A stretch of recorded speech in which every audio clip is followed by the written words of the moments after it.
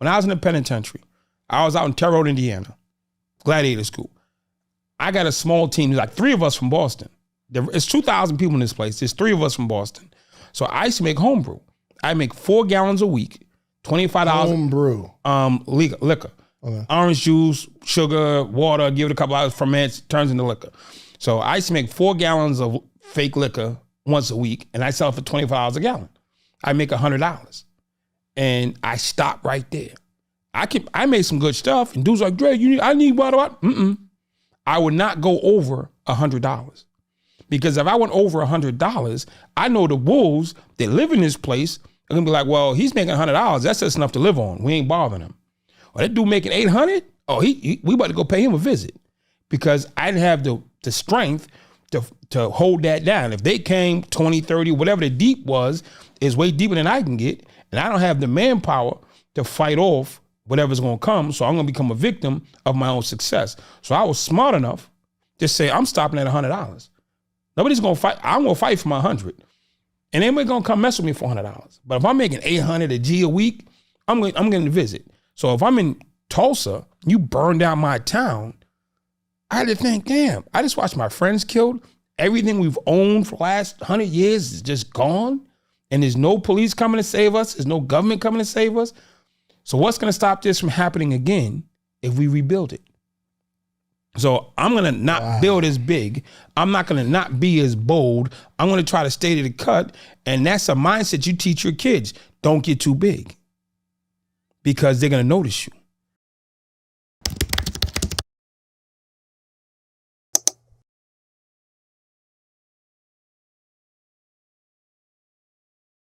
Social Proof Podcast. We're here, man, with a familiar face, Andre Norman. Yesterday, we were having a really, really good conversation about how black people, is it black people or is it African American? How should we describe ourselves? I mean, the African American thing is based on history of African American, but most of the people in America have never stepped foot in Africa or have no direct connect to Africa, because during slavery, the first thing they did was disconnect us from Africa.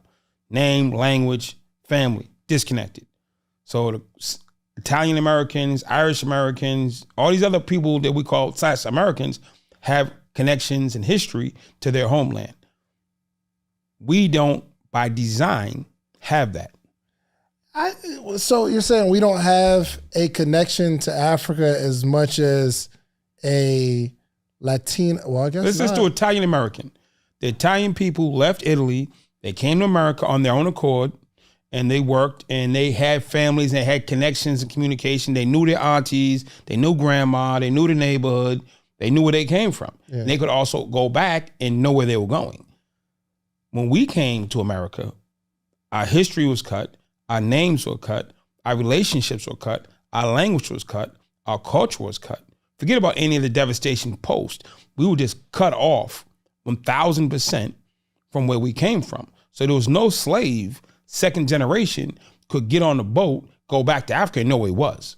So there was so the African American thing. Or even how to get back, how to get there. If you got there, if you managed to get there. Yeah. If I took you right now to Liberia, where a lot of us came from, and I dropped you off, you don't know a soul in the country. Facts. But if I took an Italian guy and dropped him in Italy, he can find a cousin. Or somebody that knows a cousin. That's real. And we don't even have our own names to this day. So the Italian guys, the Irish guys, the Greek guys, whoever else came, they still have their names. So if they go home, your family name, somebody's going to know it.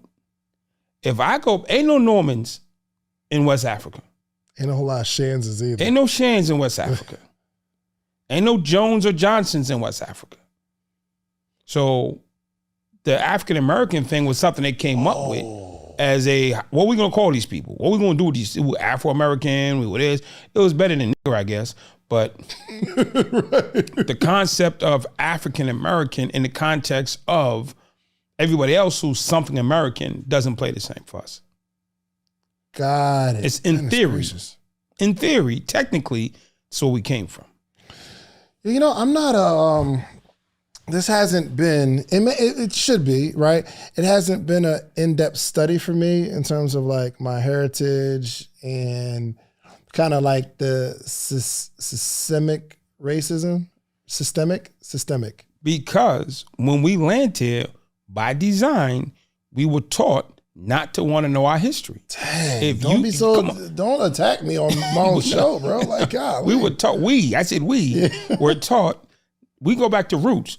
He says, Kunta Kinte, chop his foot. No, you're Toby. The whole thing, let your name go. Let your history go. That was by design, because you can't enslave people who are educated and who have connection, because they'll always be thinking about getting back to where they came from. So part of the transition into slavery was to disconnect history, religion, concept, language, family, anything familiar. So now, second generation, third generation slave, this is all you know. There's nobody speaking to your native tongue. There's nobody talking to you about back home. They're only talking about this. So I'm like kind of like a fourth generation slave. For sure. My grandfather was born in 1905. Slavery ended technically in 1865. So my grandfather's dad, my great-grandfather, was most likely a slave because he was born in Virginia. So my great-grandfather would have been a slave. And my grandfather was born 30 years post-slavery ending. But we still got to do the Jim Crow and all that stuff. But his father, my grandfather's father, would have been a slave. My grandfather's parents and uncles and aunts would have all been slaves. So he was raised by slaves. That man raised, that man who raised my grandfather raised my dad. So my dad's grandfather was a slave. So we're not going like 10,000 years back. My grandfather was born in 1905, which means his parents would have been born not far behind that. So he grew up post-slave era.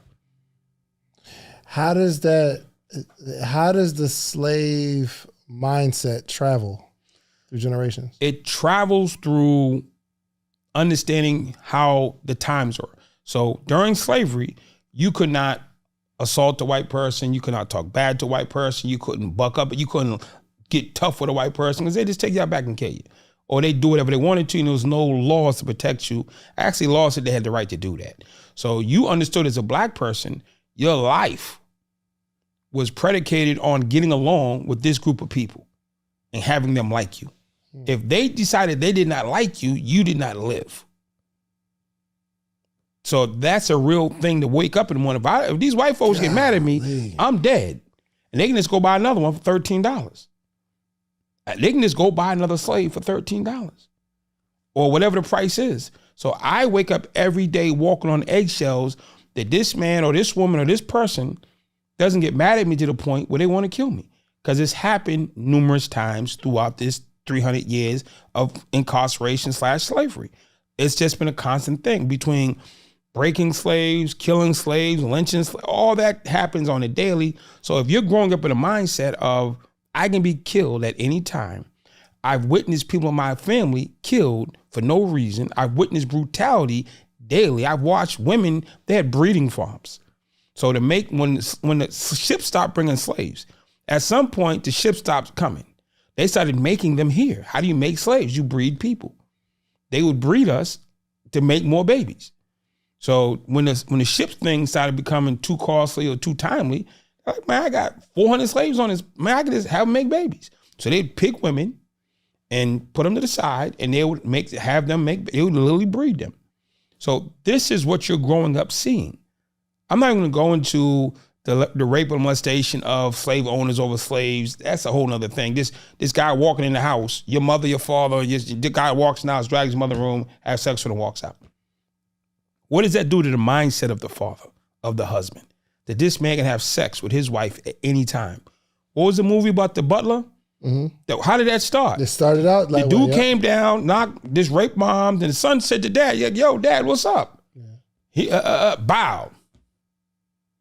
What are you talking? What, you talking to me? You're property. You are literally property. I just got a dog 2 weeks ago. If I decide I want to go get another dog because I like the color, throw them in the street, give them away. We were property. People have a hard time conceiving the fact we were legally property. We weren't people. We weren't constant. We were property. When Dred Scott sued for his freedom in St. Louis, the Supreme Court said, no, you're still a slave. And then they wrote an act that no black people has the right to come to the federal courthouse seeking relief because you're not people. Wow. So when you grow up in a time where it's just, this is the way it is. This is just the way it is. And you have to adjust to that if you want to stay alive. Yeah. In this podcasting business, there are some things that you just can't do on this platform and expect to stay positive. If you go into some tirade stuff or whatever the thing is, people will come for you. Yeah, people will come for you. It's different now than it was then. Now it's more ethical and integral than it was just personal choice. Yeah, but there's still teachings that no matter how far removed, there's still like remnants of it. Like, you know, the story of the, mom, why do you take off the legs and stuff like that of a turkey, right? Where they say, well, my mom did it. And they ask their mom, well, my mom did it. And then the reason that, your great grandmother did was because the oven was too small. Right. Right. That's why we took the legs off and just baked the breast, right? But it just passed down. We don't know why. You just do it. You just do it. So, I mean, some of that mindset, we probably still have slave mindsets they were saying back in the kind of the 90s. And I don't know if I agree with it like that, but the trophy was for a black man to get successful and marry a white woman. Because for decades, if not centuries, it was forbidden. So you want the thing you can't have. So I'm not going to say it's true or not true, but it's just a given. Most people want the thing they can't have. They want to explore the place they can't go. That's why people run up on top of mountains, because you're not supposed to. You can't do it, so I'm going to do it. Triathlons. Why are we running 10,000 miles, swimming 10,000 miles, biking 10,000? Because they say we can't do it. People want to do what they're told they can't do. It's like a self-satisfaction thing. So there's some who they just fall in love with who they fall in love with. And there's some, I want this because you said I couldn't have it. Yeah. So I wanted to be successful because people said I couldn't be. What's the difference? The prison guards used to tell me, you ain't never gonna be nothing. They used to look at me like I was nothing. They used to laugh because, haha, you think you the boss, but we run you. Now I fly in private jets and I fly over them. You know what I'm saying? And I'm like, I make more than any prison guard in America. And part of my motivation was their attitudes towards me. Not all of them, but enough of them. And them telling you can't have it. Telling me I can't have it. Makes me want it. You can't do it, Dave. You can't hit 1 million streams a month. Going for it. Now you hit 1 million, what you want to do now? Now you want to hit 2 million. That's too deep for you, Dave. You can't do 2 million. When I was in prison and I decided I wanted to turn my life around and come home, I came out the next day. I told my team, yo, I figured it out. I'm going home, going to Harvard. They're like, what you talking about? I said, nigga, what? I said, I'm going home, going to Harvard. They're like, nah, Andre, you can't. They told me all the reasons I couldn't. Then I was like, dude, I'm talking about going home and never coming back. They're like, you talking crazy. Now, I could have came out my cell and said to my team, yo, man, this dude owes us some money. We riding on him. They the road. Yo, we got beef with this other ethnic group or this other team or whatever. They the road. Strapped up, let's ride. Man, one of them guys is disrespectful, about to bring them to business. They the road. I said, let's go home and never come back. They all said no. They said, we can go to the creek, but we can't go up that hill. Man, what you talking about? You want to never come back? Why are you talking about never coming back, Trey? This is where we supposed to be. Hold on. So you tell people, okay, I'm going home and I'm never coming back. And there are some people inside that they truly believe that even if you go home, you have to come back.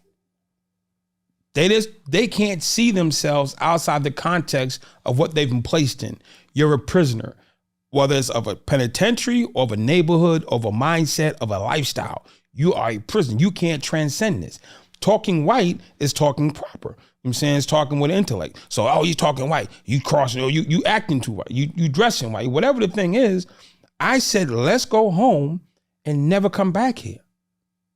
Harriet Tubman said to some people, including her sister, let's leave and never come back here. What her sister say? What are you talking about? What do you mean? Harriet Tubman's sister told her, like, we all ain't meant to run. Yeah. That's what she said, Harriet, we all ain't meant to run. And she stayed. She had been conditioned to feel okay with what was oppression. Oppression became normal. Abnormal becomes normal. Yeah. So watching your mom get beat for enough time, it becomes normal. Watching people in the street hustling, it becomes normal. Watching people die. Come on. 500 plus people have died in Chicago this year. It's normal. Yeah. It was becoming normalized now is mass shootings. It was like, oh my God, Sandy Hook, that's crazy. This school, that's crazy. Or not at the mall, not at Walmart, not at the movies. Now it's like you see a mass shooting, you don't even blink. You just pull out your phone. It's become normal. Yeah. Abnormal has become normal. And in slavery times, they burnt down Tulsa. We all know Black Wall Street. Let's take it from the standpoint of you lived there. Yeah. They burned down your city. They killed some of your folks for no good reason other than black folks being successful. If you're a black entrepreneur and you live in Black Wall Street in Tulsa, do you build that back up again? Ideally, you would think, all right, I built it once, I'm going to build it again. Not can you. Can you is yes. Will you? The punishment for building it the first time, it was all burnt down and your people were killed. So do you want to be that successful to draw that type of heat again? All right, listen, every single week, every episode, you hear me talking about themorningmeetup.com. It's the community. Let me show you what's happening here. Every single morning, Monday through Friday, there's 400 plus people on a Zoom call, right? We're learning, we're talking, we're growing together, and this is you.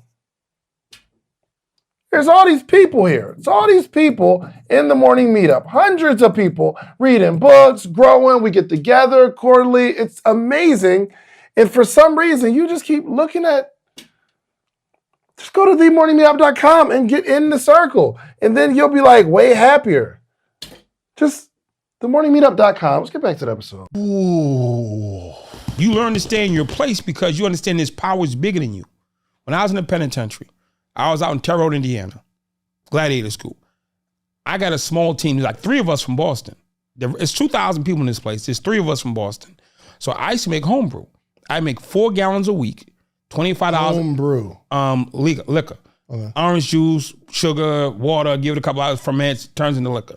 So I used to make 4 gallons of fake liquor once a week, and I sell it for $25 a gallon. I make $100. And I stopped right there. I made some good stuff, and dudes like, Dre, I need water. I would not go over $100. Because if I went over $100, I know the wolves that live in this place are gonna be like, well, he's making $100. That's just enough to live on. We ain't bothering him. Or that dude making $800? Oh, we about to go pay him a visit. Because I didn't have the strength to hold that down. If they came 20, 30, whatever the deep was, is way deeper than I can get. And I don't have the manpower to fight off whatever's gonna come. So I'm gonna become a victim of my own success. So I was smart enough to say, I'm stopping at $100. Nobody's gonna fight. I'm gonna fight for my 100. And anybody gonna come mess with me for $100. But if I'm making $800 a G a week, I'm getting to visit. So if I'm in Tulsa, you burn down my town, I had to think, damn, I just watched my friends killed. Everything we've owned for the last 100 years is just gone. And there's no police coming to save us. There's no government coming to save us. So what's going to stop this from happening again if we rebuild it? So I'm going to not build as big. I'm not going to not be as bold. I'm going to try to stay to the cut. And that's a mindset you teach your kids. Don't get too big. Because they're going to notice you. They're going to see you. And then they're going to come do something to you. I called my father from prison, told him I want to go to Harvard University. He said, that's crazy talk. I said, what are you saying? He said, that's crazy talk. Stop talking like that. They're going to hear you. They're going to hear you. That's what I said, what are you talking about? This is me, Dad. He's like, no, they're going to hear you. My father grew up in Virginia in the 40s. This is before JFK. This is before MLK. This is before Malcolm X. This is before all of that. When you was just black in the South and you caught a bad one. That's just the way it was. If my father was walking to church on Sunday with his best suit on and some white folks stopped him and told him to carry boxes, boy, you better carry them boxes. Or there's punishment. So he has that mindset of He couldn't stand in the square of his town and announce to the city he was going to go to Harvard University. They'd have hung him for being an uppity nigga. So when I decide I want to go, he only knows the life that he's had, what he grew up through. So in his mind, that's bad. Yeah. I don't know my father at 15. I know my father at 25, 35, whatever age he was when he had me, when I became old enough to know who he was. Who were you at 15? Were you this confident? Were you this secure? Were you this paid or this established? No. Dave at 15 is a totally different kid. Yeah. You're in Jersey trying to find your way, and all the fears that you had from there are still with you. In some regard, absolutely. Yeah. And then you're going to pass them to your kids. So this is how a slavery mindset is passed down, because you imagine somebody that's a slave and then maybe they're free, maybe they're older and they're free by the time their child is old enough to be called free. That slave still has some advice for that child that's free on how to move. And then that child takes that information to their child who's clearly free in some respect. You're being taught by the people before you. So you see successful people. How did George W. Bush become president? Where did he get the idea from? His dad. All day long. This is how you become that. So we're expecting great things from Barack's kids because the role model set for them. Yeah. Are you expecting greatness from your kids? Of course. Why? I'm teaching them. So what if you weren't teaching them? Or what if I was just teaching a different song? But teaching is teaching. Yeah. They don't have to have this level of success or this type of success, but you're putting effort and energy. You're telling them there's no boundaries. Yeah.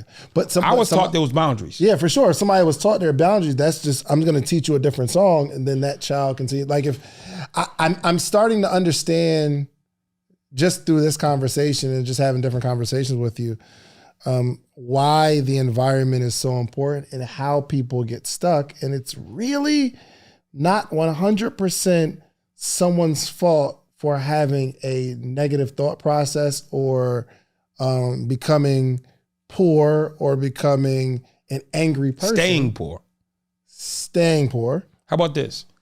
Today, 2022, December 2022, they had elections about a couple weeks ago.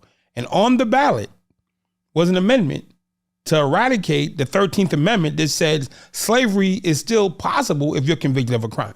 5 states voted to say, should we take this off our books? The 13th Amendment says slavery is over, except for if you are convicted of a crime and sentenced, then slavery can be instituted. And when they did that at the end of slavery, that gave them laws that created the black codes, to lock us back up, put us right back on the same plantations. Fast forward to not 1865, 2022, 5 states within the last couple of weeks voted on should they eradicate that from their state constitution. 4 states voted yes. Louisiana voted no. We want to keep that clause in our state constitution that if you're locked up, we can make you work without pay. That's right now. I never even thought about that. I've heard of it. We hear people talk, but it just finally hit me. That is slavery at its highest level. Like, let's say, for instance, if you are a slave on the street, like you see the people like doing some work, that is slavery. And if they try to run, you get shot. Or if you try to buck up, you get shot. Dave, the Constitution of the United States, the 13th Amendment says slavery is no longer legal. You can no longer enslave a person, make them work with no pay, story. Except for, there's an except for, if a said person is convicted of a crime and sentenced, that person can be put into slavery. He or she can be made to work as a slave. Clear. It's been like that since 1865. That was the amendment. And the deal was the southern states, you just have jaywalking, loitering, whatever the thing is, they give you any case, then they put you right back in jail and they put you right back on a plantation, make you work for free again. Oh my gosh. We all love Lincoln because history says. Lincoln has said 1,000 times, I only care about keeping the Union together. I ain't concerned with slaves. Slavery was a thing that divided the North from the South. That was like the big thing. There were people in the North who weren't for it. Those people in the South who weren't for it. But the baseline, Lincoln said, my big thing is keeping the Union together. Slavery secondary. And that was a reason the South was like, we can do our own thing, is because we have slaves. So they need to shut the slaves down or slave free to stop the South from becoming strong enough to, you know what I'm saying, to break free inside its own countries. So it was never about us. Yeah. And you can go get any Lincoln speech on YouTube, and he'll say it 100 times. It's not about the slave. It's about keeping the United States together. Gotcha. So walk me through the effects of us Black people as we are going after these goals and these dreams and wanting to be successful. What do you see? Because you're the only person that I know that is truly on both sides. I mean, I like, you are around a very, very wealthy group of individuals who don't look like us, but you're also around a bunch of successful individuals that do look like us, and you're around a bunch of people who in the streets don't have anything. They have nothing. Oh, they got something. they got some. But so I hang out with extremely rich, wealthy, we call it white folks. I hang out with extremely wealthy. I just got the richest Black man in America as a client. Literally, just signed the deal last week. So, congrats. Who is it? You know Robert Smith. Yeah, just know. I wasn't gonna put him on blast, but him. So I just started working with his foundation and his team. I am a new consultant for them. So it's like, it's a pleasure to work for him. To me, I'm privileged. Like, yo, I almost do it for free, just to pay homage that he made it that far, and he's blazing the trail, and he's trying to make it. The stuff he's doing, I mean, makes me want to work for free. He's trying to make sure every Black student in an HBCU goes away debt free. He's trying to make cities better. So it's like a cause. It's not a campaign. So helping him, to me, it makes me go to sleep well at night. Listen, if I was going to teach you how to make $1 million, would you give me 10,000? Like, if I had a course teach you how to make $1 million a year, positive, you're going to make $1 million, would you give me 10,000? Of course you would. It's no brainer, right? So in a calendar year, we make 7 figures with the podcast. But there's 21 things that I extracted from that you're going to need to launch your podcast. But I only got time to give you 3 right now. One is you need a distribution platform. The distribution platform is what you upload your podcast to. That platform sends it to Spotify, Apple, Google Play, so that your supporters can actually listen to your podcast. You're also going to need a microphone. You need a really good microphone so it's crispy audio. And 3, you need an income strategy. This is not necessarily a hobby, unless you're going to make it a hobby. But I can teach you how I made the 7 figures with these 21 things. Now, the good news is you don't have to give me 10,000.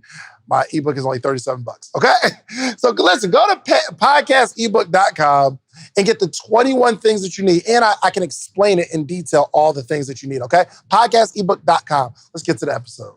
But I work with wealthy, the wealthiest Black people, the wealthiest white people, and rich Black folks. You rich right now. Yeah. You rich.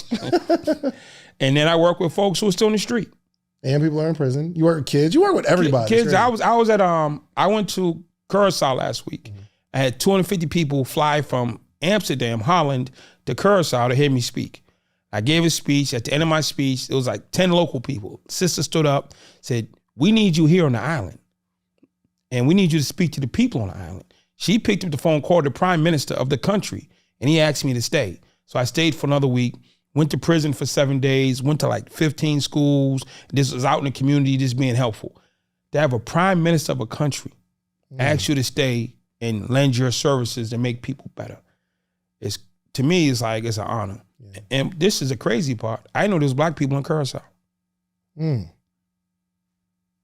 Then I came to understand a little bit deeper. And Curacao is a Spanish. No, it sounds Spanish. It's a Black island. It's a Dutch island. Dutch is Black? Dutch is Netherlands, Amsterdam. Certain subjects I'm good at, bro. So what happened is, during slavery, most slave ships didn't come from Africa to America. They hit the Caribbean. So the Dutch slave people would take them to Curacao. the British slave people taking their place. The Spanish people, everybody who had slaves had islands throughout the Caribbean. And that's where they used to bring their slaves to. Then they would sell them to America, sell them to South America. We weren't the only ones that came here. A lot of people went throughout the Caribbean and down south and South America. So everybody would bring them over, hit their island, and then sell from there. Curacao was the Dutch. British had Bahamas and Jamaica, and everybody had their little island. At the time of the Civil War, Florida wasn't even a state. Florida was just like still owned by the Spanish. Oh, wow. So if you go look at the states and when it became a state, Florida was not a state during the Civil War. Got it. Okay. So all these islands, most of them are black inhabited. Jamaica, Bahamas, Bermuda, Barbados, St. Lucia, St. Martin, St. Croix, St. Thomas, Curacao, Trinidad, all black islands. There's a few Spanish ones in there, but most of them are black islands. Got it. Or black people. Got it. I didn't know all of them, but I've since studied. So walk me through some of the effects that you see, especially just being well-rounded, traveling the world. What are you seeing some of the residual effects of the like slavery era that affects us as a people today as it pertains to entrepreneurship and elevation? Manipulation of the people in power. And the people in power aren't just white folks. It could be you, it could be me, it could be anybody in power. If you understand somebody's weaknesses, you use it against them. It's that simple. It's emotional manipulation and mental manipulation. If I know you are scared or nervous of, then I'm going to use that against you. You know what I'm saying? And I can sway people left or right. When Muhammad Ali fought George Foreman in Africa, George showed up with an attack dog. He thought it was just his pet. The people saw it as an attack dog, and Muhammad learned that the people see German Shepherds as police dogs. And he used that to turn the people of Africa against George Foreman. He has a police dog. What are you talking about? I grew up with a German Shepherd. I didn't go to Africa with it. Right. So Muhammad Ali, one of our greatest heroes, used the mental mindset of the people who were tormented by police dogs against George Foreman to turn the people against him for that fight, to get to get favor. So people in power understand weak-minded people. So if I want to sell you something, if I want to get you to do something for less, I'm going to use that against you. So Andre's a big brand. So you should be, I don't have to pay you your worth because you're working for me. Mm-hmm. You get people who want to come in here and work for you. I'll work for less. I'll just do an internship. And if you let them do that, you're taking advantage of your celebrity. Yeah. And they're not having. So are we paying people a real wage? Yeah. Or are we using our celebrity / power to work against this man trying to come up out of the mud? He's trying to come out the mud, and I can afford to pay you. But I'm not gonna, because you don't have the leverage to ask for it. Right. And you don't have as many options. So black slaves, when they got free, had no options. So when a new sharecropper, no longer slave owner, says, I'm gonna pay you 2 cents a day versus 3 cents a day, what options he got? Yeah. So are we doing a variation of what was done to our forefathers when they came out of slavery, not giving people a fair wage just because we can get away with it? Yeah. And so many people I hear are proud of paying people less, proud of making people intern. They think it's a come up. Man, listen, you're devastating us. Okay, you save $2,000-$3,000 a week, but are you really needing that $2,000-$3,000? This is gonna make a difference in this man or woman's life? Yeah. So what I see is people taking advantage of those who are still in the mud, those who are still coming out of mental oppression, those who are still living in poverty. Mm-hmm. They're trying to work their way up. And those of us who are in power, are we empowering them? Now, I'm not going to pay someone if they can't do the job. Yeah. But if you can do the job, you should get paid. I agree. A fair wage. For sure. So, so we're using mental manipulation almost like I guess the slave owners would appoint some of our own people over some of the slaves. So that, like, we was in the field together, right? Yeah. But now I have some sort of higher status, and I'm using that against the person I was just working with. Of course. Anything else? Emmett Till. I just saw the movie. We all know the story. Boy from Chicago, lived in a free city. Mm-hmm. How bad? Go for it. Sorry. Emmett Till lived in a free city, Chicago. He went to Mississippi And it didn't work out well because he didn't understand the law of the land in Mississippi. Right. And it's the same thing now. It's like he went down and everybody down. And the craziest part about that movie was black people helped beat him to death. If the movie was accurate, and I can't say, they had black people who helped in that process of beating Emmett Till. It's never told in public. We don't mention that part, but it was. You know what I'm saying? It's like, if that part is accurate, that's mental manipulation. I better do what these people say because I got no options. Yeah. And I got to stay here with these people after y'all leave. Yeah. I think as a people too, we have a fear of kind of falling, like especially if you reach some sort of level of success, we have a fear of falling back to where we were. So, or kind of like how the bus boycott, you know, with Rosa Parks. Yes. All black people wasn't with that. No. They wasn't with it. They was like, yo, you know, her house where she lived in Alabama is like they sectioned it off. It's like a monument now. Mm-hmm. I went to Alabama and I went to the roads. It was like a housing development, and her house where she actually lived is encased. Right. It's like a museum now. But if you go to the slavery museum, the lynching museum in Montgomery, it will change your mind. Your thinking has to be impacted when slavery ends, and it's white-black. Mm-hmm. So the white folks, okay, you're free because the government said so. Not because I want to let you go. The government said so. And I'm free, not because you wanted to let me go, because the government said so. Mm-hmm. And I've been taught my entire life that I don't matter and that you're right. I've taught myself that I'm right and you don't matter. So let's go to the next generation. What do you think I'm teaching my kid? Those black people don't count. They're less than. What is the black folks teaching their father? Watch out for the white folks. Know your place. Don't get caught up. And this is generations. Until the advent or the interjection of the third demographic, Asians, Latinos, whatever the third demographic is, the law said we were free. The law said we could. But when white folks are down there at that corner, we weren't messing with them. Mm. So when the Asians come in and the law says that they can build houses and they can own businesses and they can do this stuff, we stood back and we watched. And the Asians are like, gonna do their thing. I go, what you doing? What you doing? You better no. Yeah, what's something wrong with your shoulder, bro? What's the matter? And they would go open the business. Right. And that's why throughout black communities in America, I'm just gonna be nice and say 2/3 of the businesses are owned by different people other than us, because they aren't scared of going against the established system. Right. So what you're saying is like Asians come over, they don't experience the fear of the. They don't have the history. They don't have the history embedded in them for the fear. For sure. And their parents haven't taught them that, hey, don't start no business over there. They're going to burn you down. So the Chinese come on this. I learned this from Dre yesterday. He was like, Chinese come over and say, yo, why? We're just going to build that. Like, there's no apprehension. It's just, we just going to build it. If it's for sale, we'll just buy it and we'll just build it. If you have a history and lineage of your people being tormented, killed, tortured, murdered, segregated, then you're gonna think twice before you just jump out and do something. It's still a predominantly white country. Yeah. So at the end of the day, it's like, man, I'm not going against it. I'm gonna play it safe. Yeah. That's what our parents were taught, and their parents taught them, play it safe when dealing with the establishment, because the establishment can kill you. Trey, we're gonna have another version of this conversation, man. I just wanted to sit down and chop it up. I think we need to just chop it up on a regular, man. We got to do the mindsets of the people in America based on the migrations post-slavery. So everybody from Louisiana who just voted to keep slavery intact, 2022, a lot of those folks migrated west. You go to California, you meet a lot of people from California whose families from Louisiana. Mm-hmm.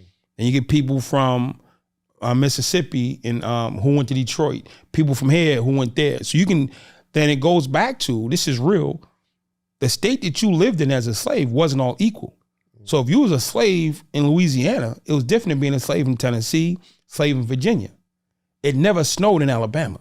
That means you worked 24 hours, 7 days a week, 365 days a year. There was no field shut down. If you was a slave in Virginia, you shut down for like 3-4 months because there was snow on the ground. You had to do some other stuff, which wasn't as labor intensive. Yeah. And then when slavery ends, people in Texas for 2 years post emancipation didn't know, because they so far removed from the North.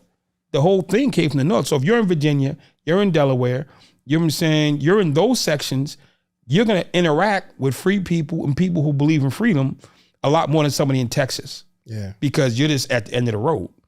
So it's like understanding the mindsets of the people who held you, the culture of the people, because it was French, there was Spanish, there was British, there was all these different mindsets.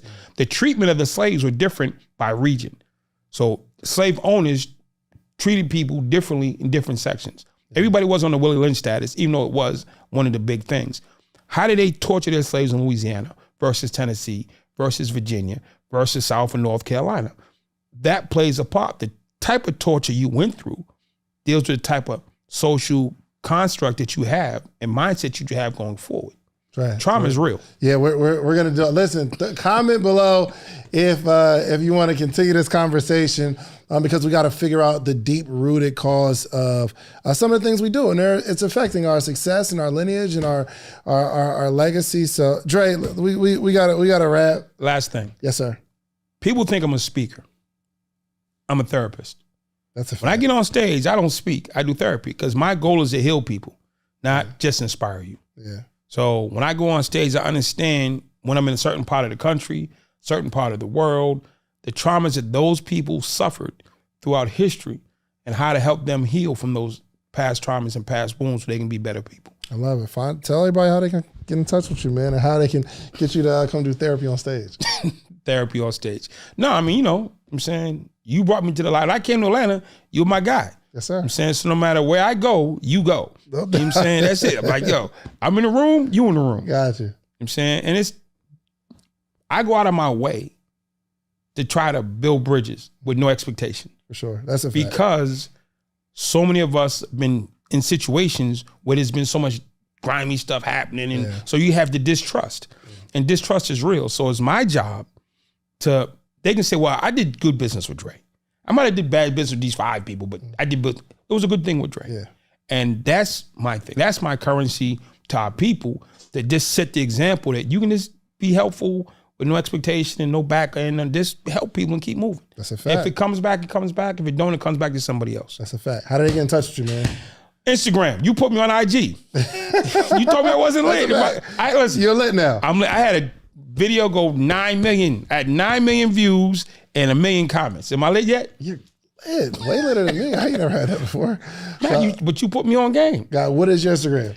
At Andre Norman. At Andre Norman. Listen, man, we got to wrap. So we're gonna bring him back, y'all. Put it in the comments. Make sure you follow him. Dre, appreciate you, my brother. Anytime. This all came from a conversation yesterday. I was like, oh, we need this. So make sure you follow Andre Norman, man. We will be back with another installment, I promise you. We out. Peace.